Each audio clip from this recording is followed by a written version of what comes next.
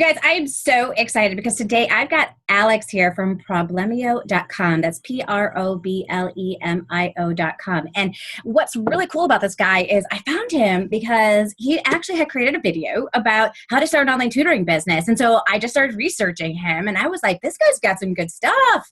I like it. He's got Udemy courses. He's got business courses. And, it's all at a price point as well that us as online tutors can really afford. So, I really love it. He's written several books, like over 20 of them.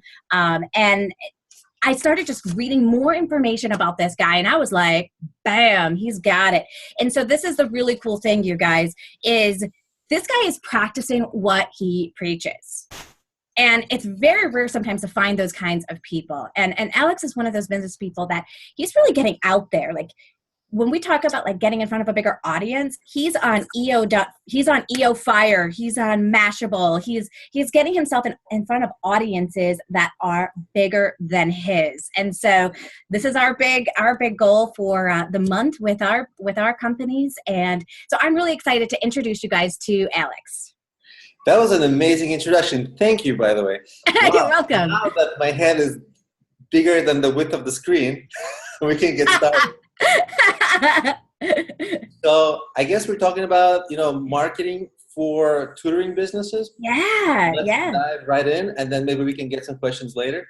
So I think when I have clients for tutoring businesses, the way I dive right in is I say, hey, most of your potential clients, they're searching locally, right? Like tutoring business in Boston or in the neighborhood in Boston in which you're in, maybe the immediate neighborhood of your city. And it's just like maybe if you're old like me, Yellow Pages.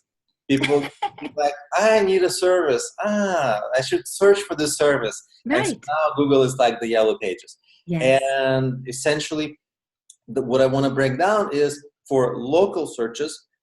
This is the most of your clients will come from local search, and let's talk about how local search happens, because now local search happens on the phone. Sometimes people even talk into the phone. They don't even type anything, especially the young people, the millennials. That's right. Now, like millennials. Yeah, Siri's their best friend, right? Yeah, or Google. Okay, Google. I'm low tech on that, but I'm old, playing the old card. But anyway, so people search, and your job as the tutor and to be the dominant tutor in your city is to make sure that you're on top of the search results. And let's quickly talk about how the anatomy of the search results. There's only 4 things that come up in a local search. When a Google, and first, what does a Google see as a local search? Any search done from a phone, talked or typed from a phone is a local search. Doesn't matter what they're searching. That's Google considering a local search. Or if like you're on your computer and you're searching, your search just has to be like tutoring in Boston. It's obviously a local search. So all searches pertinent for you are essentially local searches.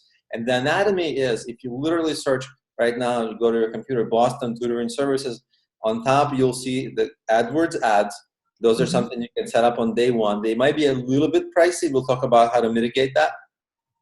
But if you don't want to run the ads, there's the Google Map. The fancy word that you call that is the 3-pack. And you can very easily, again, today set up your business on that Google Map, google.com/business. Make sure that you're listed there, and not just listed there, but what's going to happen is they're going to send you a verification letter. You're going to mail that back in about a week or 5 days. You're going to start being listed there, but you're going to be the very last company listed there. So you have to get at least a little bit of the initial reviews so that you start ranking.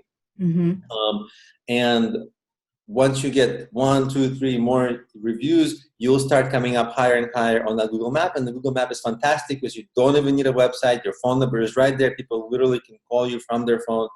And by the way, I don't know the exact statistics offhand, but generally the statistics are that when people search locally and when they find a business, there's an extremely high rate of people visiting that business. So actually not just searching and finding you, but making contact.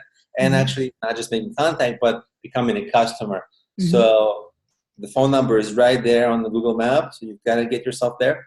And in the anatomy of the local search result, there's, so far we got the ads, we got the Google map. There are two other types of companies. The other type of company are below the map are the local listing sites, Yelp.com, YellowPages.com, a bunch of them, Thumbtack.com. If you don't know which of those are the ones that come up in your area, just do the search for your area and you'll see. Maybe Yelp is coming up for you. Maybe YellowPages.com is coming up for you.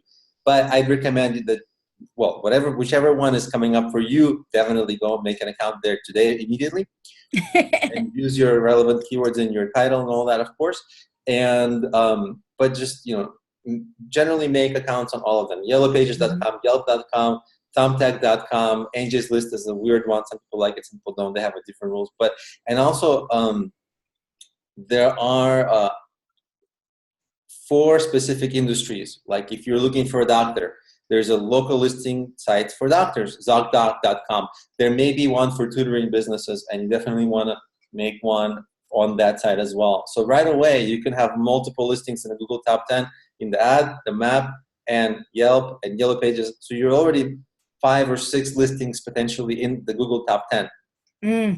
Awesome. And the other kinds of site that comes up in Google search is obviously the business owner site, like yours, BostonTutoring.com, which is your site potentially. And of course, for that site, you have to do, the SEO and all that stuff, which can take some time, but eventually you'll get there. But as you see, there's a lot of really low-hanging fruit, very easy ways to sneak into the top 10. One thing I'll say is I see a lot of clients who tell me, I have a Yelp listing, and I look at their Yelp listing and there's like no reviews and they're on page 10 of Yelp. That means you don't really, right? You have to be number one. Yeah. You have to fight until you're number one. Yeah. And until you're number one on the map, number one on Yelp, number one on the organic Google searches with your site, and that's your job.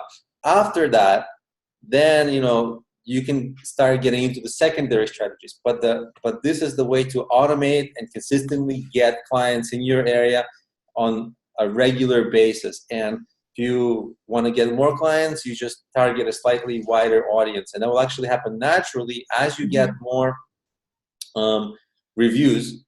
You'll start being the prominent listing on the Google map, on Yelp. And as your reviews climb, you'll actually start being naturally shown in a wider area of searches, so wider radius, because you'll be the dominant business. And so you'll actually grow your business geographically further out as you grow in reviews and all that stuff. So if you are the number one company for tutoring in Boston, I think that's $1 million business, right? Probably. Possibly a multi-million. You'll have to get big space, right? If you're number one tutoring. And why would you, if you're doing that, why would you stop there? Because why not make it a multiple $1 million businesses? And you can definitely do that, because whatever you just did to dominate Boston, do it to the very city that's next to Boston, the city that's next to Boston, city that's next to Boston. And why don't you just, own the whole state that way, right? Why don't you just become the number one agency in the state by dominating every city with the formula that you did for Boston? Because you've got the formula worked out, right? If you've done it, and that's a multiple $10 million business a year, you're shooting pretty. So with that, I guess now that you know how to do it, let's get to some questions. That is really awesome. So so there's lots of different ways. And now you talk about some really important points, and there are some basics that have to be in place too in order to do this, right? Like you need to have a website. You need to have a website. You don't have to. It really helps. But it really helps. Really helps. It's highly, highly recommended. Yeah. But as you know, you don't need to be, to be on the Google map. That can be before. But generally, when people do research about you and they'll be like, you have no website, then it just doesn't look professional. So on day one, you don't need it. On month one, you should have it. So it's something you can grow into. That's really good to know. And I was watching some of your videos. You had mentioned that you actually have a WordPress course on Udemy that teaches you how to set up a website on WordPress. Yeah, to have a basic site, you just need an hour or two of you have to get a domain name. That's a nice one, and set up your site. Those things are really simple to do, and probably recommend getting a freelancer to just make your site look professional and pretty, because there's so some things you can do on your own, but some things it's just good to get your T's crossed and I's dotted. Yeah. Because if you're selling something professional like this, you want to have a professional looking website, not a DIY looking website. Absolutely. And also you want to be able to connect with that ideal client, right? I mean, it's not just like I can tutor A, B, C, D, E, F, G. It's like, how do you actually connect with whoever it is that you want to tutor? Right. So there's a ton of things you can. So now we're talking about sales copywriting, which starts with a fantastic headline. Like if you're like, I'm a tutor, that's boring. There's a million I'm a tutor people, right? Yes. But what about if I'm a tutor who's tutored over 1,000 people who've gotten into Harvard? Yes. Wow, I want that agency. I want the tutoring agency that's going to get my child into Harvard, right? So I'm a tutor. Nah. I'm a tutor to get you into Ivy League. Yeah, right. And it does that results subtle difference, and that could be your, the very first thing people see that they come to your website, and a lot of people, first-time marketers, first-time business owners, they really neglect their website headline. Yeah. So important, right? Because the headline is always draws attention, and you want people to get enough attention to look further in your site. Because if they're like, oh, you're a tutor, great. There's a million people like you. But if you're a tutor that really stands out, right? Like, I'm a tutor for the stars. Yeah, and I found you really mentioned something important here, like what result are you able to get? Now for me, it took me a full year to figure out what was the result that I could get, and I found out I'm able to close the reading gap a full year with 8 to 12 hours of instruction, and that is pretty much in our industry unheard of. It's huge. I've got kids that are 3 or 4 grade levels behind, and I can catch them up in a full year, and so there aren't a lot of people that can do that, which is really, really awesome. And so you want to find out what results with the tutoring you can do, that you can get, that you're not sounding fake, and obviously has to be real, right? Because you don't want to just get clients and then not be able to deliver on it. Yes, it's true, because sometimes you overthink the benefit, I'm going to be, and then you end up I'm going to fly you to the moon, right. And then you're like, well, I can't. So you ultimately, you can't get too. You want to put your best foot forward always, right? But not a million steps ahead. Yeah, maybe it's I can get better grades for your child in school. Maybe it's I can get you into that dream college. So yeah, thinking about what are the specific benefits that the parents want, and one extra thing people can do to improve their headline. So I'm not just I'm going to get you better grades. I'm going to get you better grades now. When, right? Because that's the other part of building lose weight in 30 days, right? Become an expert in Java in 21 days, right? How people always want the time. And when you tell them that the sooner they can get the benefit, the better, then you have the makings of an A-level headline. That's awesome. Promise, benefit, soon. Yes. And that is infinitely more engaging than tutor. Right. Absolutely. That's such a great tip. And that one word, that's the $1 million word right there, Alex. The $1 million word was now. Now. Everybody wants everything yesterday. They do.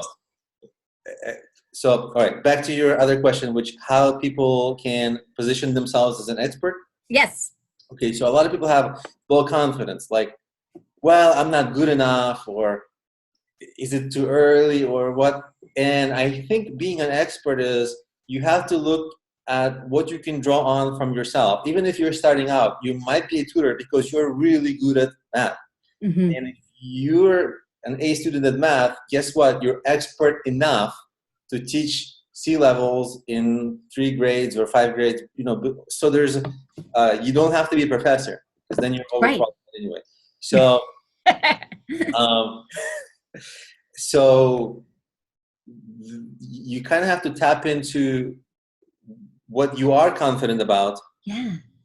and look at how to position that in the best way. And I think people who have low confidence, they lose that step of positioning themselves, making themselves look as good as they are, because, well, Joe down the street says I'm a loser, so yeah, I guess I am, So, Oh, yeah, they do. Those self-defeating thoughts, right? They believe them. they're all the time. I have them all the time. And the Me more too. prominent you become, the more you'll have those Joes, right? Because Yeah. like all the time I'm getting reviews, and most people, even if you get good reviews, there'll be some review that'll be like a mean review, like Yeah. online people get mean sometimes, Yeah. especially if you have if at least a part of your business is online, then you'll be like, oh my God, is that true about me? And I think, as like, I'm human, like I have it too. And I think the bigger you get, the more you have it. It's like they call it the imposter syndrome. Like, am I really good enough? And I think if you feel like you're good enough in the subject matter, lead with that. Like, if you Yeah. know what you're tutoring, lead with that, because you're confident in that. And I think you can draw on how you got to be the expert. Were you the best in your class? Did you go to Ivy League? Did you have a degree in this? Like, there's a ton of things that give you, actually, what, like, I have this term, like the pedestal, right? Like, how do you position yourself as an expert in something? Well, everybody starts with some pedestal on which they stand on. If you're a big expert, maybe you wrote a big best-selling book. But if you're a smaller expert, maybe you just excelled at it more than others. Maybe you get better grades. So there's like levels of this, and even if you have achievement, it's easy for you to position yourself as expert, because you have so many things that you can draw on to say, hey, I did this. But if you don't, there's smaller things like, hey, I'm just the most passionate about it. Yes. I'm so passionate about it that I've been geeking out about it since I was 7 years old, and there's no one that has more passion than me. That's why you should hire me. Yeah, and so you're kind of using story in a way too to be able to connect with them while positioning your expertise. And that's way more interesting than just listing your credentials, isn't it? Yeah, I mean, some people do want credentials, but I see your point. Yeah, it's how you present those credentials makes a big difference. It does. Because it's very boring just to be like, I have an MA in blank, blank, blank, and I have 10 years teaching experience. Who cares? Can you get results? Like, what makes you different? What makes you stand out? Because everybody's tutoring websites, I'm noticing, are just looking the same. And so we need to be that purple cow, right? We need to look different so that people can connect. And so, like, one of the strategies I've been teaching people is, kind of like that regular networking marketing strategy. Connect with your ideal client, give them a freebie to get them on your list so they can continue to get to know, love, and trust you. Yeah, definitely. And also, as I was thinking, to your point on how people can position themselves as an expert, well, if you're competing with like some tutoring business, the tutor is everything, right? Yeah. But let's say you're expert only in like algebra, but you are super expert in algebra, then you can lead with that. Like, I'm the best in this smaller niche within tutoring, but I'm the best in that. Yeah. And as an independent business owner, which a lot of us are, we're just independents out there really doing this solopreneur thing, right? And so if you are that person niching out, it's kind of like the opposite strategy of what the bigger tutoring agencies are doing, right? They're saying, oh, we can teach everything. You're saying, I am really good at this. And if your child is struggling with this, bam, I can help you. I am the person to do that for you. Yeah, and sometimes if it's a very lucrative thing, like, SAT studying or something like that, then that might be good enough because you're taking like the best market segment. Yeah, yeah. Absolutely. It really does work. And you can figure out what are the specific problems that my ideal client is having. And you can speak to them in a way that the larger companies, they don't even have a chance at. That's true. And also for the website, like below, we should talk at some point in this call of how to structure the site, because actually there's almost a 5-step formula for how I walk people through structuring their websites, the home pages, because now they're all infinite scroll sites.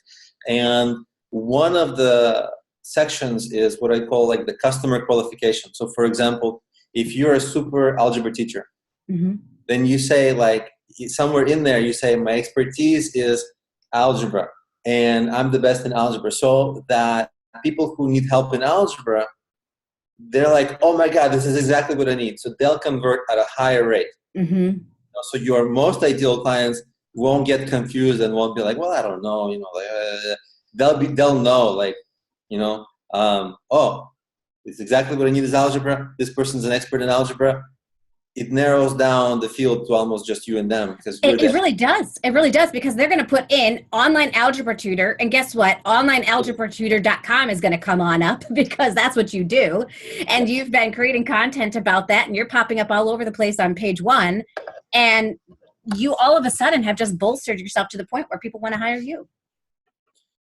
Definitely. Yeah. And that's what I did with the online reading tutor. So I started off as the Skyping reading tutor. And so as soon as like people put in like Skype reading tutor, I was the only one that even showed up. I like dominated that page. And so I was getting calls from all over the world to book my business solid. And it totally worked. And even today, like you mentioned the local searches, local is huge right now on Google, you guys, because I can't tell you how many people in my neighborhood are like calling me for tutoring services. And they're like, I found you online. I'm like, that's hilarious, because we're like 2 subdivisions away from each other.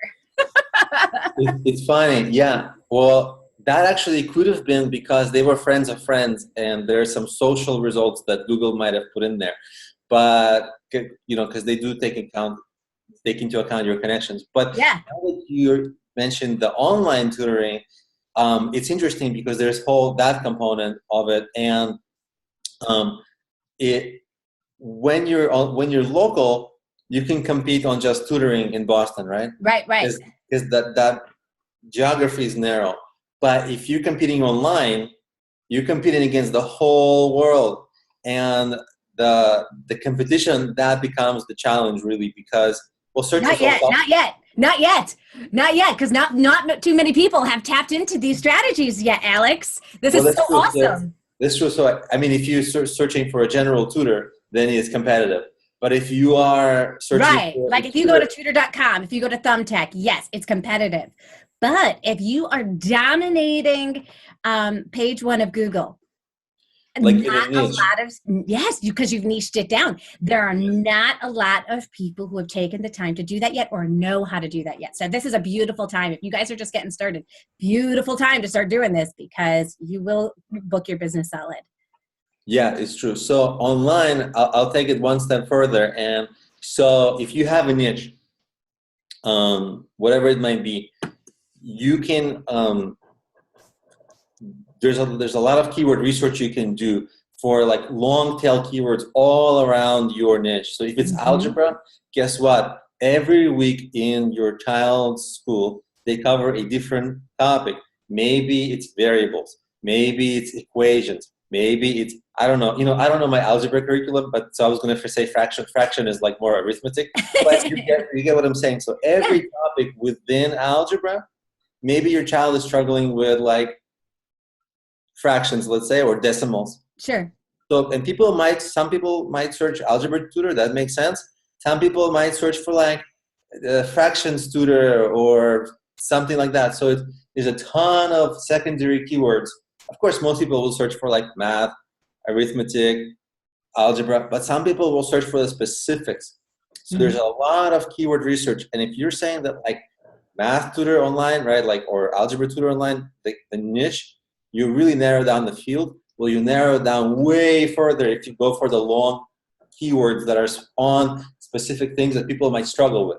And yes, in the tutoring business, it's all struggle, right? So the struggle keywords are super important. Like in some keywords, people don't struggle as much, but in the tutoring, people don't need the tutoring unless they're struggling with something, right? So there are some subject matter. So every possible subject matter that's within your area of expertise, you better have those keywords on your site, and then you'll be ranking for so many things. Yeah. Clients from all over the world, and by the way, locally as well. Yeah. Yeah, which is awesome. I mean, you've got gold everywhere, all around you. If you're beginning to really take these strategies to heart and you're putting them into place in your business, it will make a difference. Now, it's not always an overnight success story, right? I mean, everything takes time, doesn't it, Alex? No, I thought it was immediate. No, You mean now? I wanted to, yeah. Didn't we promise in the headline today? No, it's true. It's easy for us to sit here and talk about how great the results of the finished product. Right. But the steps to the finished product are hard because even though they're not the hardest thing in all online business this is actually in relatively a doable business because there's literally like step by step. Here's the keywords that you need. Here's the local formula. So it's not that hard. But if you're a first time marketer, what I find with my clients is that I can explain it, but no one has 100% retention of information. So then Right. I explain it how I would want to do it perfectly, and then my client goes and does it as a first-time practitioner does it, Right. which is mistake-riddled. And Right. so when you have a coach, the coach like looks over, hey, you kind of did this right, this one needs adjustment, and Yes. so then it speeds up the process manyfold. Oh my gosh, you have really nailed it. And that's exactly what we do in the Ultimate Support Group for Online Tutors on Facebook is we're able to take a look at each other's websites and say, hey, even simple things like, oh, you misspelled a couple of words, so that you have the most professional thing out there. But then also we have the benefit of even increasing people's presence by liking their pages on Facebook, by liking the content that they're creating out there so that they can, in sharing the content, really connecting with a community can make a difference for you, not only with being able to learn the strategies that you need, but also to help move you forward and propel you and keep you accountable and all of those little things that, I mean, you just can't teach all of that in like a video, right? That comes from being part of a community or being part of a step-by-step program or working with a coach one-on-one. Yeah, if you're a first-time entrepreneur or a small business owner, like it's like one of the core requirements is to have a little bit of a mastermind group. Yes. And that's what your Facebook group serves well. And in fact, if I'm not mistaken, it's free. So, There's a free group on Facebook, and then we do have a paid community that people can join if they're interested, and continue to even make that group a little bit smaller. I mean, there's over 3,000 people on the Facebook group right now, so it's cool because there's lots of different opinions and voices on there. But sometimes it's even better to get part of a group of really like people that really are serious about starting their business. And that's what I find in our Insider Secrets Club that we've done is that we've really gotten the people that are serious about starting an online tutoring business and want to learn these strategies. Yeah, for people who are not familiar with how these mastermind groups work, it's a concept that's almost 100-year-old concept worked out by Napoleon Hill, who was a journalist who went to every successful business owner in his time, all the billionaires, the Rockefellers, and he's like, well, let me interview you about what made you successful. He's like the first guy who did it. And what he found is that all of them, at some point when they were early in their careers, they had a trust group, which they later called a mastermind group, but they had a group of people that they bounced ideas off, they got help from, they asked questions, right? And it was almost a support group. And eventually, as those entrepreneurs became stronger entrepreneurs, they developed like a sixth sense of like, hey, this is going to work, this is not going to work. But when you're a new entrepreneur, you have no idea. And so you need the support group. Now, today, mastermind groups are really popular, but almost across the board, you have to pay to join them. They're usually like 6-week programs, and there's like 5 to 10 people in them, and they're paid. So it's $60 to $100 to $150, depending on the group and the topic. And so it's a real thing people do. Here, it's free, and you get a ton of people. So if you're in the tutoring business, like legitimately, like go right now and join it, because I'm myself, like everything I'm learning, like when I was learning YouTube, guess what I did the first day? I joined a bunch of Facebook groups for YouTube. When I was starting on Udemy, what was the first thing I did? I went to a Facebook group for Udemy, because that's where all the experts are. That's where all your peers are. And that's where you'll get some of the best advice. So Yeah. it's an invaluable thing. And by the way, likes and all that, I mean, you can also get that from those people because they know Right. the situation, they've been there before. Yes. So you definitely join the group. It's free to start, and it's like no brainer. You Right. know, Exactly. there, Exactly. there may be things like we promote, like, hey, here's our course, here's our book, Right. it's paid. You have to think about that. The Facebook group, join it now. Yeah. Yeah, absolutely. It's awesome. And everybody who joins it and takes part in it, they are just so appreciative to be a part of that group because there's a lot of Facebook groups out there for tutors. I'm not sure if you're familiar with this, Alex, but here's what the groups look like. People will go and they'll join a group. It'll say like for ESL tutors or something like that, right? And then all of the ESL tutors, they promote their affiliate links for joining something like VIP Kid or something like that. There's absolutely zero engagement between the people in that community. Mm. In my group, I'm like, none of that is allowed here. We are all here to help each other. If you have a question, ask the question. If you have a solution, share your solution. But we are not here to share our links to any affiliates or any of that, unless of course they run it by me and we figure out, is this a good fit for the group? And we move it forward that way. But it is seriously a group where people are like, hey, how do I do this? And we're like, here you go. Here's how you do it. Yeah, so it's a professionally run group. Is there a URL people can go in the show notes, or how does that? Yeah, I will actually I'll put the URL inside of the show notes. So it is, it's just go to Facebook and put in Ultimate Support Group for Online Tutors and you'll find us. We're the #1 engaged community on Facebook for online tutors right now. Oh, that's awesome. I can't tell you how many Facebook groups I'm in for every professional thing I'm doing. Yeah. And I'm like I don't want to toot my own horn, but I'm like an experienced person. But still, like I never post anything. Like maybe once every 6 months, I'll post anything on Facebook as on my profile. Yeah. Like to my friends, like, oh, look at this funny cat video. But like, I'm on Facebook all day long for professional reasons behind the scenes. Right. Like I'm constantly networking with people and yes. Yeah, so I really recommend it. And I think almost Facebook's like the new LinkedIn. It really do. I agree with you. I absolutely, especially, yeah, I find it so much more social and interactive than LinkedIn. Like LinkedIn is a great place to find people, but then when people find me on LinkedIn, I'm always like, hey, have you joined this group yet on Facebook? Because there's a lot of us over there and we're doing what you think you're going to do over here on LinkedIn. Like you think you're connecting with people, but you're actually going to engage with people. So there's a difference, right? Yeah, and I used to be a part of a bunch of LinkedIn groups. They had like no engagement, very little, just like you said, people weirdly promoting things. Yep. And some I just never got really engaged in any like LinkedIn group, but on Facebook, yeah, like a well-run group. Oh my God, invaluable. Yeah, absolutely. Absolutely. And Facebook isn't going anywhere anytime soon. Now, some of the people they've been getting in our group, they've been getting a little scared about Facebook pages lately. I have had somebody find me for online tutoring with my Facebook page. So Facebook pages, you guys don't be too scared about them. They're still working out there. Have you stayed up to date on like the whole Facebook page thing and how it's changed and all that stuff? I'm more of a search guy. Okay. Like I like kind of like regularly getting people from search organically without paying. Mm-hmm. Yeah. For sure. Although I think at one point we did miss is I want to come back to.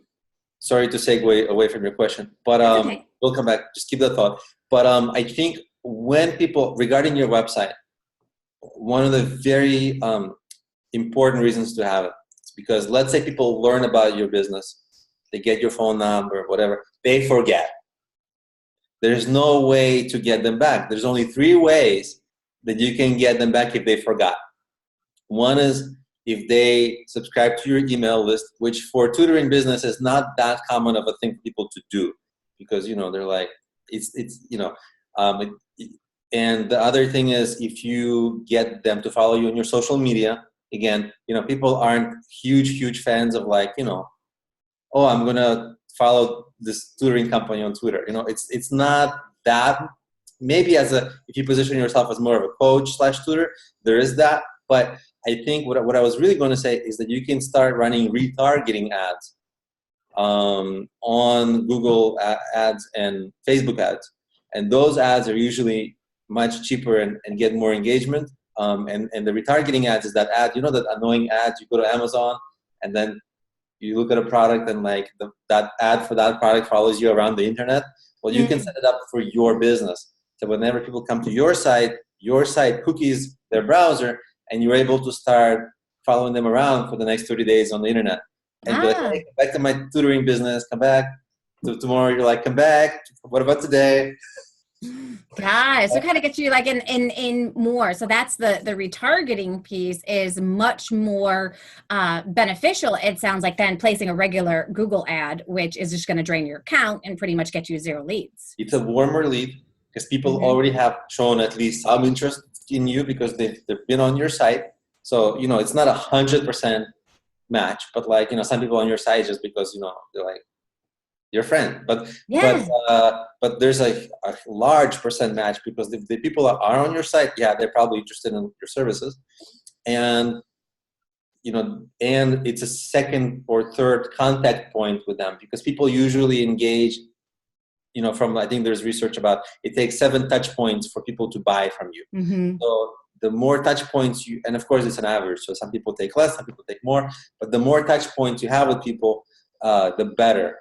So if they already know about you, they've been on your site, they're a warmer lead. If you're just running ads, they're a cold lead.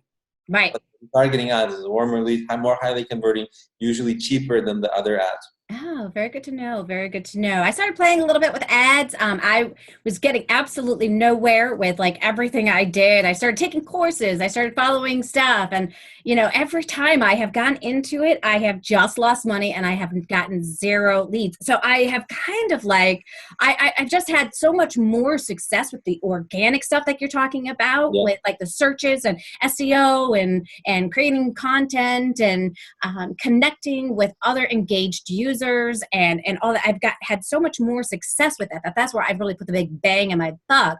But it is good to know that there is some success rate for people with retargeting and Google. So it's definitely something to check into and play with some money on.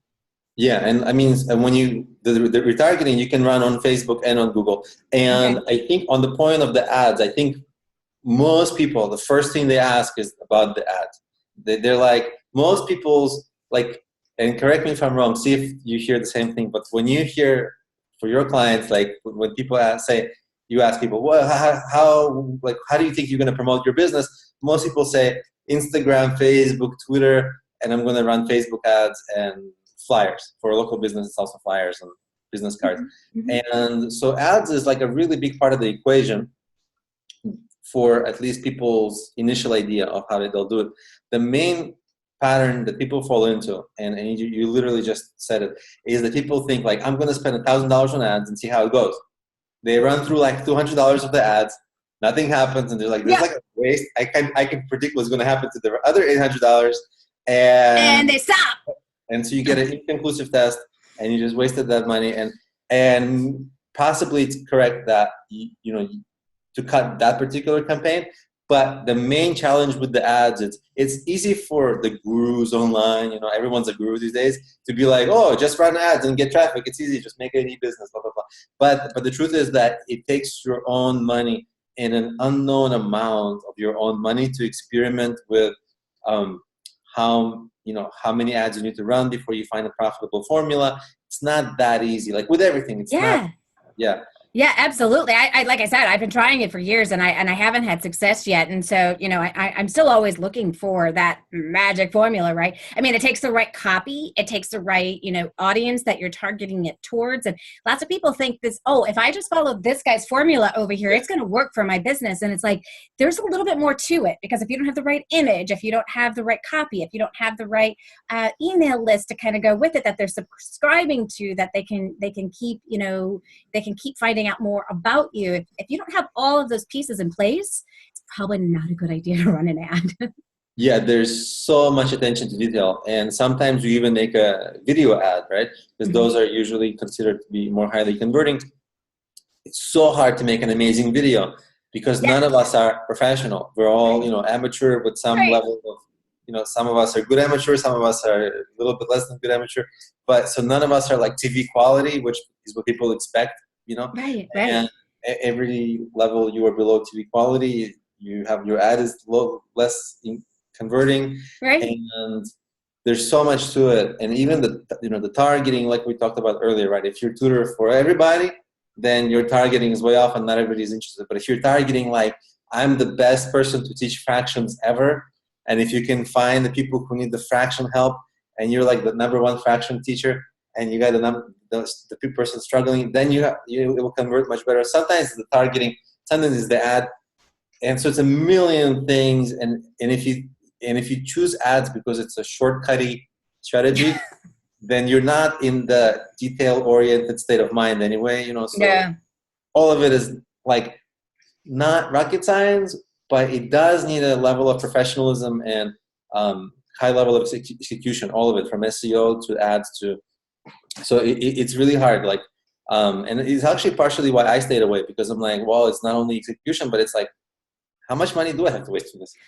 Exactly. I like, and in the beginning, a lot of us tutors, I remember I was shopping at Aldi's because I was like, oh my gosh, I'm going to cut $100 off of my grocery bill every week if I shop at Aldi's. So like, I mean, every single dollar counts when you're bootstrapping your business, right? Oh yeah. In the beginning, oh yeah, it's stress. So to watch the money in Google when you have very little knowledge to begin with on how to market is a very scary place to be. And to get connected, I mean, this kind of brings us back to the community, to get together with a community of people who are going to show you the strategies that actually work to get clients today. That is going to be priceless. Yeah. And by the way, I just remembered, even if your ad is perfect, but if where is your ad going to take people? It's going to take them to the website. But if your website is not perfectly optimized for, everything and totally resonating the ad, the conversion is going to lag there, right? Yeah. So there's even more detail than, on day one, probably ads are just going to waste your money, because even if you run the ads well, like your website's not ready. Right. So You don't want to send them to a half-butt, website, right? Yeah, they definitely don't. But that's the impulse. That's when people have the biggest impulse to run the ads, because they're early, they're struggling to get any kind of traffic. And they're like, well, I tried social media, because, they try it, and in 5 minutes they run off places to promote, right? They posted their Facebook and Twitter and Instagram. What now? And so they're out of ideas. And they're like, well, I guess I should run some ads, right? And it's way too early. And at that point, you really will waste your money. Right. So even though there's a big impulse, okay, I'm out of ideas, ads seem like the guru over there says I should do it.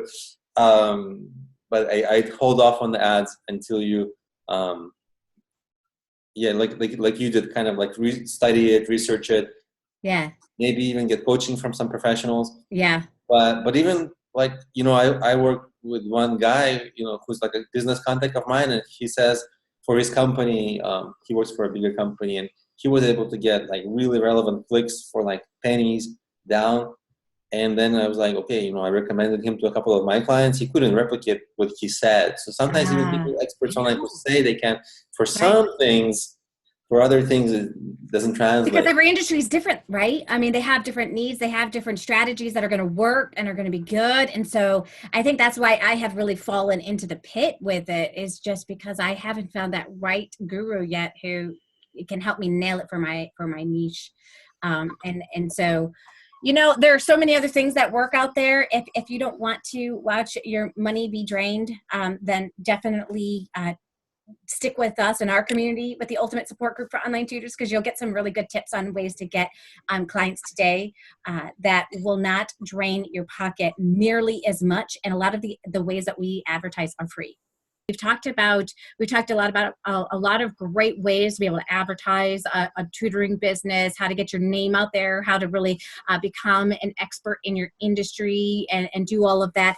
And now, how can we begin networking with other people that have audiences larger than ours to increase our exposure? This is a great question. So I think, and also on the point of, how to become an expert, I don't think we covered that in full, because I think the path to many, when I answered it initially, mostly answered it for people who are starting out. Yeah. But that whole and I'll get to answer all your questions. Sorry, I'm segueing a little. But That's okay. I'm trying to cover everything. And I think that if you think of it in this word pedestal, right? Like, because everyone becomes an expert, not just like I'm rolling out of bed and I realized it's the age of the millennials. Hey, I'm an expert. That's not how you do it, right? You're like, well, I've done this, and I use that as my pedestal, and I'm standing on top of this accomplishment. So it can be a book, better Amazon best-selling book, better than Amazon best-selling book, better New York Times best-selling book, better, or a book that at least sells well perpetually, right? So like, book that's popular, or a book, right? Yeah. Book is better than no book. Best-selling book is better than book. Better places to be a bestseller is a better anyway. So there's yes. And so you can be like, well, I got the best book on this topic. That's like sets you apart, because if you have the best book on this topic, guess what? No one else has the best book on this topic. So, and you can create courses, you can create your own like a YouTube channel, podcast, and all of these things can serve as pedestals. Hey, I've got the top podcast about tutoring, or I've got the top Facebook group about tutoring, right? That's like, hey, I'm the center of this thing. Yeah. I'm the epicenter. And so the more of these pedestals you have, they build on each other, and this is everybody's way to grow. And it's a really interesting segue into how do you get yourself mentioned by bigger publications? Right. Because when you're on some pedestal, let's say you have a popular YouTube show, or you have an audience, you are an entity. Then people want to network with you right away, and you can exchange promotion. That's the easiest thing, because if you come to somebody and you say, hey, I would like promotion from you, and I'm just asking you for things, they'll be like, well, I'm a little bit busy. But if you say, hey, I'd like promotion from you, and by the way, I'd like to invite you on my show, or I'd like to get, whatever you're trying to sell, I'm happy to help you. Yeah. And that person is like, oh, that's really cool, because I'm really working on that so hard right now. And if you can help me, I'm so happy. Yes. And it's so many doors. So not only you leveraging, right? Yeah. Leveraging both people's things is going to be huge. That's how we connected, right? I'm like, oh my gosh, I really love what you're doing. And, I noticed that you already are tapping a little bit into the tutoring business. I'd love to connect with you. Here's what my audience looks like. And bam, here we are having this conversation right now because of that. Exactly. That's really the process. So you build your pedestal, and then it will be easy. It will open doors for you. And so then you can start tapping into bigger, you can network with more and more prominent people in your industry, have more bigger doors open for you. And that's one of the easy ways to get this big publicity. Another way that I use to get publicity is, I think before our call, you mentioned you saw me in like Mashable or some place. And I think, I don't know which article that was, but I think there was some articles where I used like really interesting headlines to be like, at some point, I got some big number of downloads from my apps, or seemingly big numbers. And I'm like, well, how did this entrepreneur get 150,000 downloads for some app? And I mean, now it seems like a small number, because that particular app is like in the millions, but like that time it was like, big. And that story like got shared around, like I picked an industry, the mobile app industry, in which I was dabbling in that moment. And that story was a really curious story. And the headline was a curious headline. And that got syndicated to like all these, like, I didn't even have to message them directly to be like, hey, publish my story. They're like, oh, this is interesting. And just, some bigger, like as you create, like basically work on your headlines, because the cooler the headline, the more it's going to get clicked on, the more it's going to get passed around if it's interesting. And then you never know where it ends up in which big publications. And you really didn't do anything except come up with the headline. And obviously you have to, the rest of the story has to match the headline a little bit at least. But like, it can't be all clickbait. Right. Substance. But as long as there is enough substance there, that's the other thing that I did is, that's how I got all this publicity. And, that was years ago, and that article is still around. So, and I think for people who are just starting out, there's a couple of resources. I use radioguestlist.com, which is a way for you to get, for anybody really to get on podcasts and radio shows.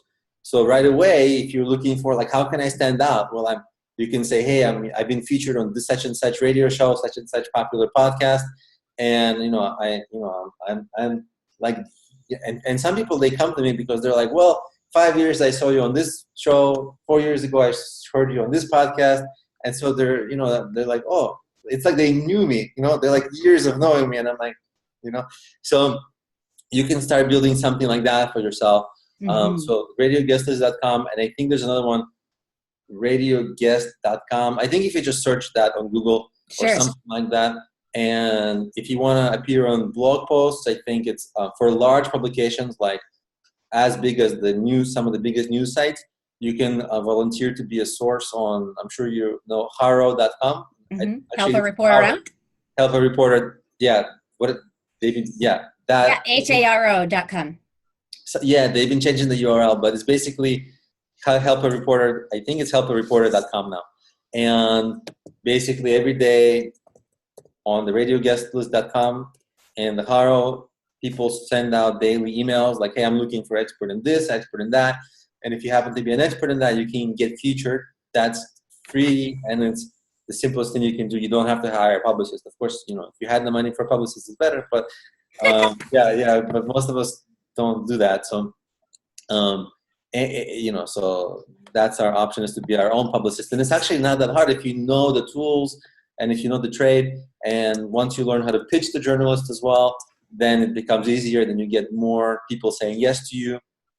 And again, the more you become, you grow your own pedestal, right? Like the more you're a prominent person, your pitch can be like, hey, I'm the #1 author on the topic in which you're looking for an expert. That makes me an expert.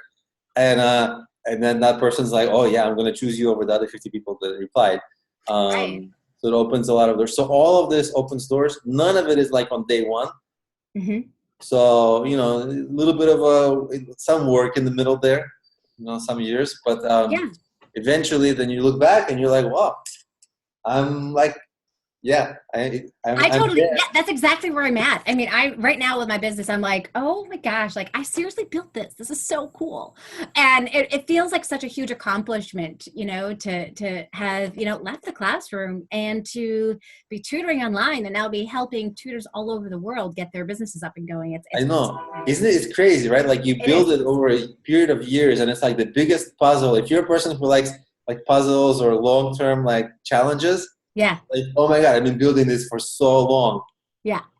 Yeah, it's cool. And the website for people is helpareporter.com. That's the newest website out there for Haro. Yeah, and the radio guest list also, it's free. They have a paid service, but the paid service is extremely cheap. It's basically like $5 or something. I think $5.95 or $4. I don't know, but it's like negligibly cheap. And if you end up actually using the service, it pays for itself. Well, and think about it. Like, so I was listed in the Penny Hoarder at back in 2016. It was this teacher ditched the classroom. Now she makes $75 an hour. I had people coming into the Insider Secret inside of the Ultimate Support Group for Online Tutors. Like I would let one person in. At that point, we had to do it manually. I would let one person in, and 10 more people's names were coming on up because so many people wanted to get into our group. And it was like, holy cow, this was all because of one little publication, right, that was out there. And I just asked them, hey, I noticed that your particular people like to learn ways to make money. I think this would interest them. I didn't even use anything to leverage myself at that point, and I have written a book and all this other stuff. I just said, hey, do you think that your audience would be interested in this? And they said, yes, but we don't allow people to write posts. We do the writing, which was actually a better idea because I'm not really writing. I know, right? It was even better because they did an amazing job. It got shared all over the place. It still gets shared today, and it does amazing things for your business. So definitely getting in front of these audiences that are bigger than yours can help. So how did you get on like the podcast EO Fire?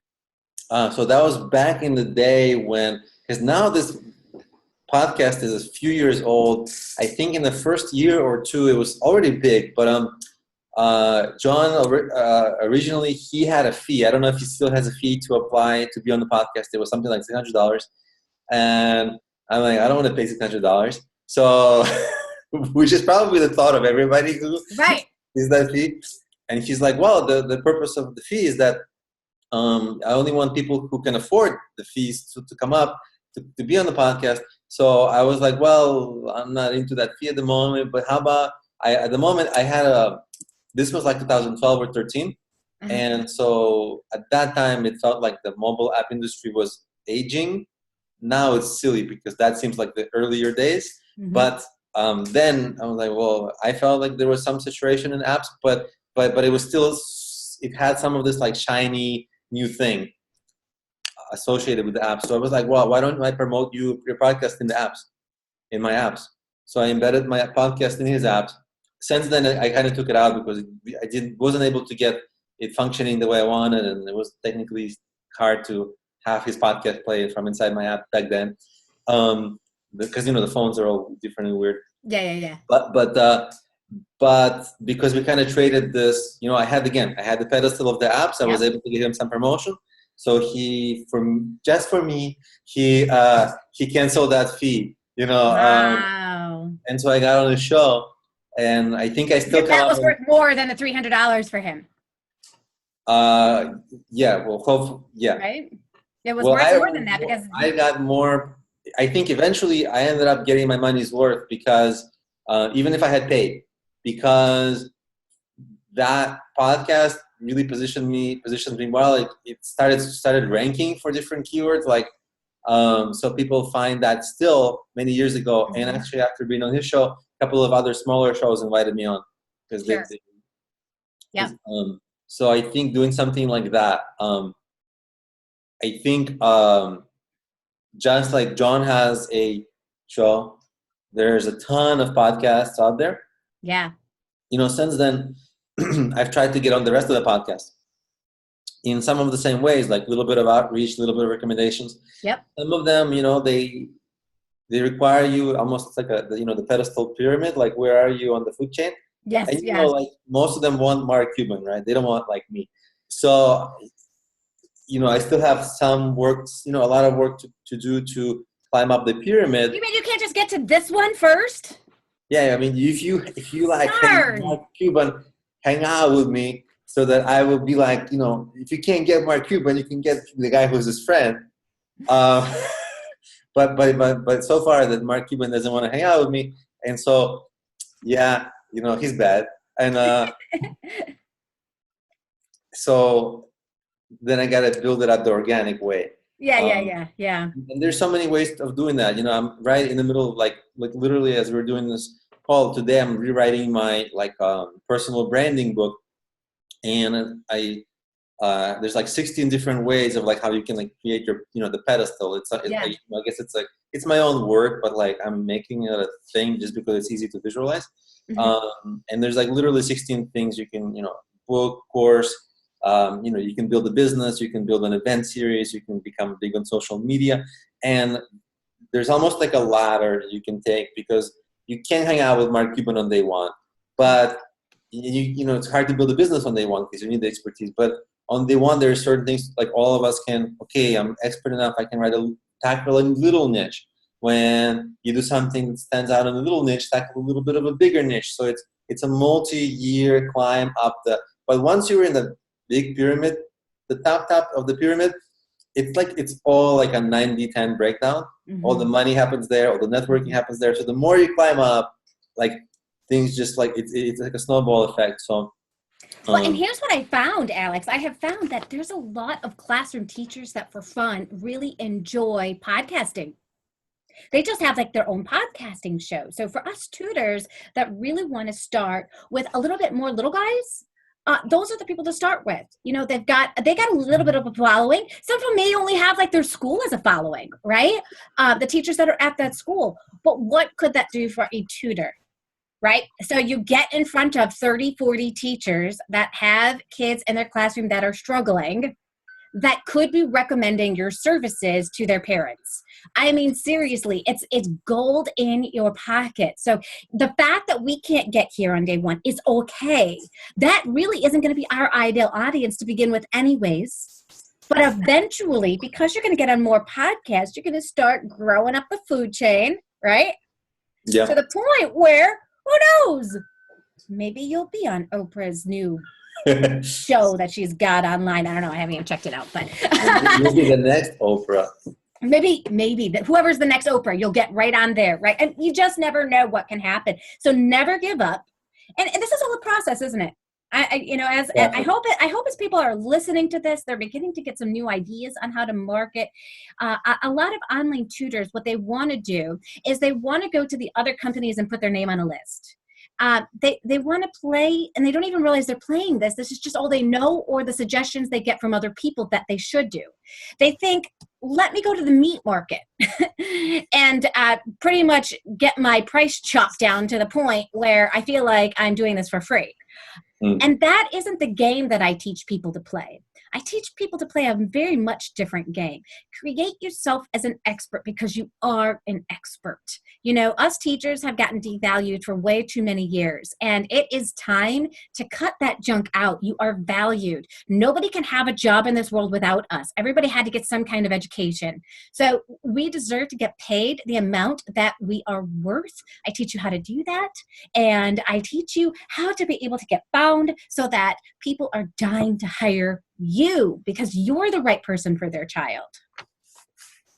That's really true. And, it's like, how valuable is it to get the right tutor to help you move forward with your life? It's invaluable. It is invaluable. You find somebody who can just figure out, like at a dime's tap, like, oh, there it is. There's the gap. I can close that for you. And then they do it. It's like, how many tutors would you have to go through in order to get somebody like that, right? Yeah. And I think for people who are starting out, like, you don't have to be, even if you're not like, don't want to get discouraged if you're not Mark Cuban or if you're not on the top of the pyramid, because with marketing, it's really not about the numbers. It's often about the targeting. So if you get on the right podcast, not only is it easier for you to get on it, like, oh, it's a podcast about tutoring or a podcast about your subject matter in which you're expert. All the people who are listening, if there's only 200 of them, or, sometimes I've had an experience where, like 5 years ago, I've been like my friend Nick Loper, maybe you know him from the Side Hustle Nation podcast, and he was just starting his podcast. He was like, hey, dude, I just need a few first guests. I don't know where this is going. This was like 5 years ago. And he's had a weekly show ever since then. Mm-hmm. He's like millions and millions and millions of people have listened to him. Yeah. And I was on like episode 3, and, some of the people like to start from the beginning. So I'm still getting, even if you're on a small podcast, that thing can grow. Yeah. You never know how it's going to grow, right? Never know. You never know how it's going. And what do you think it would do for a tutor if they decided each week I'm going to find an educational podcast. Each week I'm going to find one that I can get featured on. Maybe I pitch 10 and I get one. Right. So it's not I pitch everyone and I get everyone, because that's not how it works. But think more like I pitch 10 to get one. What would it do for people if they got on 50 podcasts within the year? It's amazing. Because a lot of people, here's what happens. A lot of people who listen to podcasts listen to more than one podcast on the same subject matter. So if Alex, and actually I don't know if you saw my headline, but I have a course of like how to get on 50 podcasts in a year. Yes. So, and literally I did that. And I literally did that mostly with radioguestlist.com back in the day. And what ended up happening that year is I had a lot of clients who were like, I heard you on this podcast, and then I listened to this podcast, and you were there too. And I heard you on this podcast, and you were there too. And so I decided to reach out. So it's at multiple touch points. Yeah. So the more, and it's the same audience, because the people who listen to podcasts, they listen to more than one. They're like, they do. A lot of people geek out and they're like, I listen to all of them. Yeah. So that's that secondary benefit of like on more podcasts you're on. And guess what? Some of them 5 years ago I was on, and like literally last week I had a guy who was like, I heard that episode. I'm like, oh my God, this is so embarrassing, because 5 years ago, who knows what I was saying? I was much myself. I'm lower in the pyramid, so right. I was like, what did I say? Did I say anything good? But it's still, any golden nuggets? Yeah, but it's still sort of, it works for you long term. I think some marketing strategies like the ads, as soon as you turn them off, they're done. But the podcast, as long as that podcast is alive, there's a chance in 5 years somebody will discover you. So that's a really good Yeah, same thing with YouTube, right? A lot of people aren't really talking about this idea about connecting with other YouTubers. You hear the idea a lot about connecting with other podcasters. You hear about the idea of connecting with other bloggers, being a guest blogger. By the way, I stink at like being a guest blogger. Like I don't even like writing on my own blog. So being a guest blogger, like that's the worst advice that I've ever taken from people, like to find these blogs to write on. I don't even like writing on my own blog. It's funny that you say that because in my list of like, you can be on the radio, you can be on the Help a Reporter. I like did not mention there's a way to become a guest blogger. I'm like, nah, forget that one. Well, it's good because you practice what you preach, right? You practice what you preach. And yeah, but there's not really a lot of talk about connecting with other YouTubers like this, like we're doing right now, to be able to get in front of some different audiences. What are your thoughts about like this approach as well? Yeah, if you are networking within, like prominent YouTubers in your niche, then of course, you're going to get recommended on their channels. Mm-hmm. When their video is watched, on the right side of YouTube, like they're going to be, hey, now watch my video. And so basically and YouTube has perpetual discovery, right? So as long as you rank in search, then you're going to get continuously recommended. In the search, you're going to come up when people search, oh, tutor, blah, blah, blah. But the even better part about YouTube is that if your video is good and if it's liked and if it has enough views and if it's shared enough and has all those positive metrics, then YouTube will start more and more promoting you on the recommendation on the right side of YouTube. And for good videos, most of their views are from that, like, because YouTube is vast. They want to promote you. They think you're good. They can promote you as much as they think your video deserves. So the better your videos should initially get the video, views from social media, from search, and search, social media tapers off, the search continues. But long term, there's like infinite benefit if the video can get recommended on other prominent videos. Yeah. And the cool thing is it's easy to get on page 1 of Google with video. There's also that.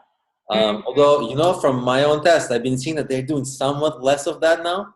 Like some of my videos are like, that used to be on page 1, they're like less on page 1. And you got to go into the video search now a little bit more. So but some of the good ones they're still keeping those on page 1. They're keeping relevant. So here's the thing. They're keeping relevant new videos that are coming out or old videos that have a lot of watches is what I'm noticing. Yeah, it's true. Well, we've really hit on some awesome topics here for the people that are listening. I mean, I think it's really going to give them an idea of where they can go with their business and their marketing strategy as they begin to grow. I mean, we really started with like, here are some things that you can begin doing now to be able to get seen. And all of that kind of stuff, and then how can you grow that as you begin to get more known and make a name for yourself? I was reading a book and it said one of our biggest problems with running a business isn't that we're not good at what it is we do for our service. It's that nobody knows we do it. Yeah. Right? And so if we can get in front of as many different audiences as we can, we start with Google, we start there, we start with our website, we start with our social media contacts we have now, we grow our social media, we begin to grow our network, our connections, our professional connections, our personal connections, we begin to grow that over time, we begin reaching out to other people, we begin, if we're not an expert in our field yet, did you know that it only takes, if you read an hour a day for the next 5 years, an hour a day on your own, I'm not talking about like going to courses or any of that kind of stuff, but if you read for an hour a day, that you can become an expert in your field. It's interesting. I did that before I even started all of this. Like I heard that and I was like, I want to be an expert in reading. Like that was my goal. And so I actually started that bit when I was still in the school system teaching. And I'm like, I want to know everything about reading. And I read every single day. I'm like, an hour a day, bam, I'm putting it into my schedule and I'm doing it. I will be an expert. And so when I came into this field, I was an expert. I was ready to go. Wow, that's amazing. Yeah, reading is such a lost art. And like, we all like run out of time and reading kind of gets neglected a little bit, but it's so valuable. Oh my God. It totally is. That's why we have a book club with our community so that we can continue to stay on top of best practices. That was actually one of the questions that I wanted to ask you is that with social media constantly changing, how do you suggest people keep up with it all? I think with social media, it's, a lot of people have the wide approach oh, today is like Snapchat. I got to be on Snapchat. And tomorrow Snapchat is that, okay, got it. What's next? And I almost think like you got to do something, few things well instead of a whole lot of things like, but you're like the 20th person in your niche or 50th. So, if you're going to be on Instagram, find before you post your first picture, try to, or maybe that's too early, but try to like find the path for you. How can you become the top influencer or one of the very top people? Is there a clear-cut path for you to become, like, what are the things every day you can do to become the best at it? Same with YouTube, same with, like Facebook, right? Like you have like a great like Facebook presence, right? Like you're like, I'm going to make the best thing for tutors that there is, and I'm going to be the best, and that's it. And so if you're a personal trainer on Instagram, maybe you're like every personal trainer is on Instagram, so it may be extremely hard to become the personal trainer. So either you focus locally just on your own clients, which is fine, or you really have like some next level strategy. So, but you need at least the goal that you want and the path to get there, and not to distract yourself with too many social networks, because it's going to diffuse your efforts, make them all less good. Yeah, I completely agree with you. And I've checked out some of them, like Snapchat. I'm like, man, sometimes you get to the point you're like, I just can't figure it out. Like, I can't figure out how my audience is here. Like, so then I ditch it. And I'm like, that's just not going to be the one for me. Like, if I feel like I have to like educate myself that much on this, it's probably not where my ideal client is.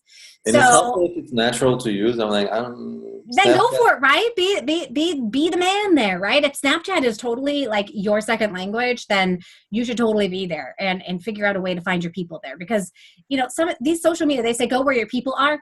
Yeah. The people are everywhere right now when it comes to this, right? So just find out, like, start with what you know best. Start there. Then add another one at some point, right? Exactly. And then you can start cross-pollinating powerfully. Yes. All your followers on YouTube, you have good numbers, but also what you have even more importantly is the engagement. Right. And they'll follow you on Snapchat, even if they don't what Snapchat, but if you didn't work that hard and put that much focus into their engagement and trust and all that, then it doesn't matter where else you send them, they're not going to come. Right. Exactly. Yeah. So, for me, I have this amazing webinar. It's called 3 Secrets to Getting Online Tutoring Students. And I always tell people that if you really care about growing your business, that is the call you have to get on. That is the call that you have to get on. Because you're going to learn how to begin marketing that's going to work. You're going to learn how to network in a way that is going to work. And you're going to start skipping all of those other strategies that other people tell you to do that just don't work. There's a ton of that. Yeah. It's a lot of these like pseudo experts who are like, I didn't do it myself, but I heard that Joe did it, and Joe didn't do it himself, but like Joe heard the other guy did it. Right. And the other guy said he made $1 million, so it must work. Right. Exactly. And what more powerful way to do it than following a group of people that have found the ways that work, right? Yeah, themselves. Yep. Yeah, absolutely. Awesome. And it's so easy to replicate. It's so easy to replicate. And that's what we've done inside of our group is we have just made it so easy to be able to replicate what we're doing so that you can get clients within the week. I mean, we're not talking that you have to wait at the end of the month or 3 months to be able to get your first client. You will be able to get a client by the end of the week if you follow the strategies that we've been using. Wow, that's amazing. Yeah. That's a good headline. Remember that whole headline we did in the beginning? This week, now. You're going to get clients now. That was really good. Yeah, we got to do that. You want clients now? You want students now? Who doesn't? Get right? clients now. Clients now. Yes, go right now. I'm writing this down. Get students now. Don't wait. Do it now. Sorry, too slow. I wanted them yesterday. Yes. There's so many great strategies out there. Now, you talked about before, like business cards, like being kind of like a strategy. And I've actually been steering my people away from business cards because I think like as teachers, we think it's really cool to get business cards when we start our business. But like, because we haven't ever had business cards. So we're like, oh, I got to get business cards. So cool. Right. And then, what ends up happening? I don't know. I've got 6 of these boxes. I also can give them away. Yeah. I have so many boxes here, and I've changed my website so many times that they're not even like, why do I even keep them? I think I keep them to show people. Just, you know what? You're better off getting the other person's email, contacting them yourself. Because you know what? They are not going to contact you. They're going to lose your business card, and you're going to lose a client. 100%. I think you're tapping into that whole thing. I'm starting a business. Do I need to register it? Do I need a logo? I need business cards, right? That whole thing that people still think. And yeah, like you don't need it for that reason. You definitely always want to, you take the responsibility, you take the card, you do. But, you know, like if you have cards, it's fine. Just because to give it away, if you leave it on their table, if they leave it on their table, they can, you know, it's helpful. Better you take the card for sure. Also, sometimes, so there's some tricks to get people to keep your card instead of throwing them away. Like, hey, you know, coupon code. You can put some coupon codes on the card. Useful at the card. Yeah, like ACT, SAT test prep dates. Something like that, like right? the dates that the test. Like that would be like really useful information that somebody might hold on to it for. Yeah. So, but 100%. I think when I would say business card marketing, I don't mean like shoving your card down somebody's throat. What it really means is you asking the other person what they do, trying to think of how you can help them, asking for their card and following up, and you know, that's it. But of course, part of that is that you might give your card. So, because it'd be weird if the other person's like, "I want your card," and you're like, "No." I haven't had any weirdness there. I actually met a lady at Quick Trip the other day. Now, these kind of people, they don't have a business card, right? Yeah. And so we're just chatting. She had, I was looking for my Quick Trip app on my phone, and I spelled it K-E. Somehow, like my finger just didn't go in the right spot. And I'm like, oh my gosh, I'm so glad that the Quick Trip app comes on up, even if I don't spell it right. And she's like, she starts talking about spelling. And she's like, yeah, I don't know why words are spelled a certain way, like fork. Why is it spelled the way it's spelled? And I'm thinking because of Bossy R, but of course I don't say that out loud. I'm like, you know what? I look at kids writing every day, and sometimes because I look at the wrong spellings all the time, I like all of a sudden I have to like second guess myself. Is that spelled right or not? She's like, you do. You don't happen to tutor ever, do you? And I go, I actually do. That's actually my job. That's what I do every day. I'm like, do you have a child that's struggling? And she went into her story. I said, you know what? Give me your email and I'll connect with you so that we can continue this conversation, because now there's a line behind me. She did. She gave me her email. I walked out the door and I emailed her, and now she's a client. So, you know, these kinds of strategies, they work so much better than me being like, here's my card. Give me a call. Yeah. People don't seem to really call you. You gotta do the reaching out. Yeah, totally. It works. So, yeah, awesome. Well, thank you so much for spending time with me.